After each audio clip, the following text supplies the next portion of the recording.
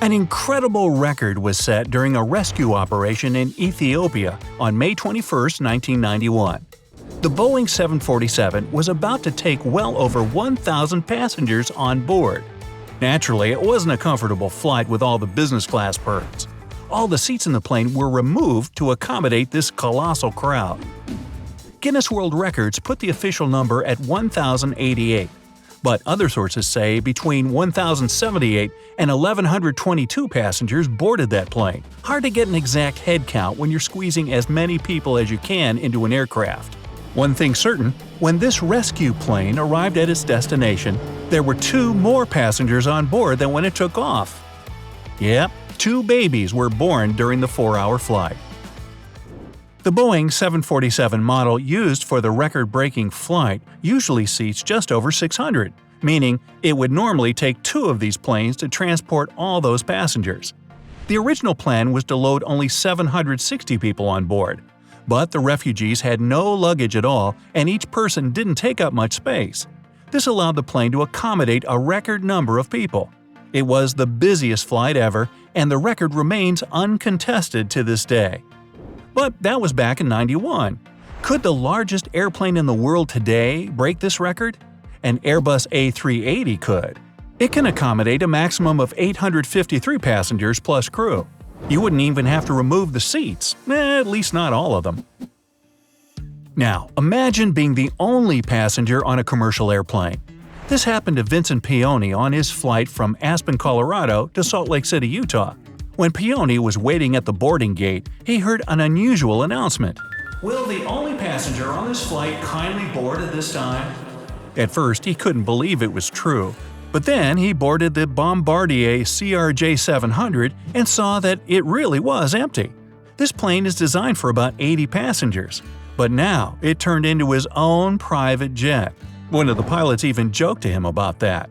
Airport workers had to load the plane's luggage compartment with sandbags to imitate the usual weight needed. The aircraft taxied to the runway, engines ready for takeoff, but it ended up turning back around because of some mechanical issues. So Peone was almost his own one-man flight. Tough luck. There's still the world's smallest jet. It's a BD-5 Micro, and it accommodates only one person, the pilot. It's just 13 feet long and weighs about 350 pounds. To put that in perspective, the world's longest and heaviest airplane is the Boeing 747-8.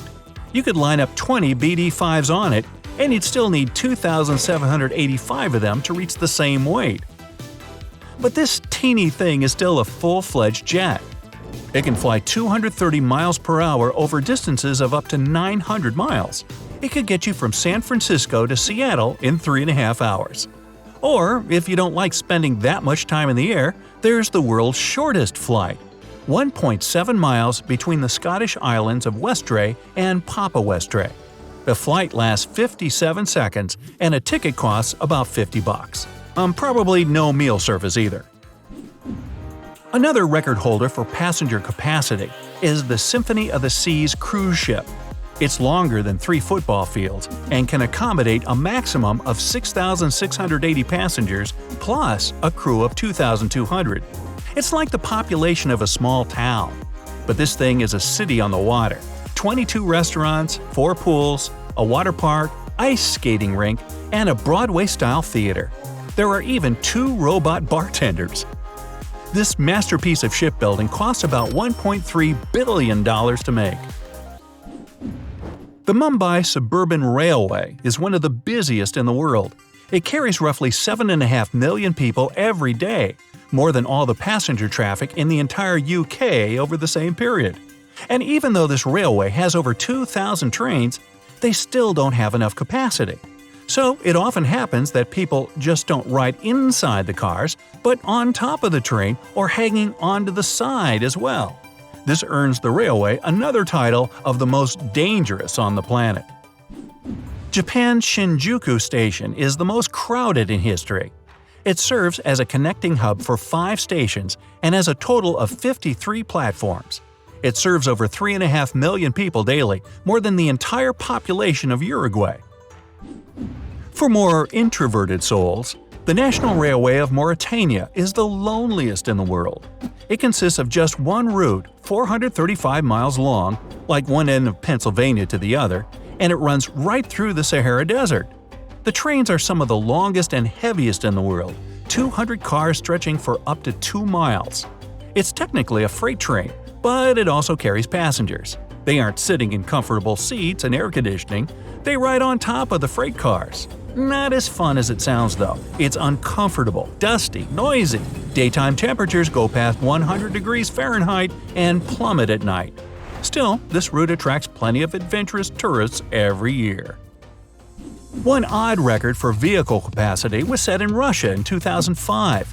41 people managed to fit in a medium-sized SUV. Were they going to a drive-in movie? The rules for breaking such a record are quite strict. You're not allowed to fold or remove the seats, all windows must be closed, and the height of all participants must be at least 5 feet. Doesn't say anything about not folding up a participant. The Russian students were able to meet all the requirements and broke the previous world record of 38 people in a car. And many of them liked each other. Several couples had a crush. And here's a car that only fits one person. It's the Peel P50, listed in the Guinness World Records as the smallest production car ever made. It's just 4.5 feet long and a little over 3 feet wide. It weighs less than most adults, only 130 pounds. Instead of a reverse gear, it had a handle that you could physically pull the car by, just like a suitcase on wheels. There are currently about 27 of these cars still around today. One of them sold at auction for more than $170,000. You could get yourself a decent house for that price. The world's longest bicycle is a tandem for not 2 or 3 but 20 people. It was built in Australia in 2015. To set the world record, this monster had to travel at least 328 feet. So, 20 enthusiasts started pedaling with all their might and were able to successfully cover the distance. The length of this bike is 135 feet, which is much more than the longest limousine in the world. That would be the 100-foot-long American Dream limo. Hey, I knew you would ask about it. Now, let's compare that to the smallest bike in the world. A guy named Bobby made an unusual BMX with his father. It was 3 inches long and 7 inches tall. You'd have to line up 540 of them to reach the length of that super long tandem. The wheels of this bite-sized BMX were the size of a silver dollar, and the pedals were just wide enough to fit 2 toes. But it was a fully functioning rideable bike that you could put in your pocket.